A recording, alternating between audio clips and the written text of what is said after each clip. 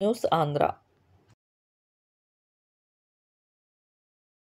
పల్లి భారతీయ జనతా పార్టీ కార్యాలయంలో మండల బీజేపీ అధ్యక్షుడు కొవ్వలి బాబురావు అధ్యక్షతన జరిగిన సమాజ స్థాపన కోసం తప్పించిన డాక్టర్ బాబు జగజ్జీవన్ రామ్ బీహార్లోని చాంద్వాలో 1908లో జన్మించారు. విద్యార్థి దశ నుండి కుల వివక్షణపై పోరాడారు.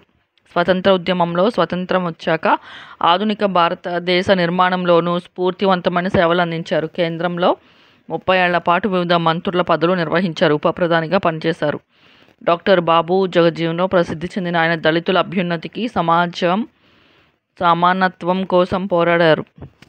117వ జయంతి సందర్భంగా మహనీయునికి ఇదే మా నమస్సుమాంజలి కార్యక్రమంలో చిట్టూరి వెంకటరావు, గంజా వెంకటేశ్వరరావు, చిట్టూరి కిరణ్ కుమార్, రాజుగారు, పల్లగాని హేమంత్, వి జగన్మోహన్ తదితరులు పాల్గొన్నారు.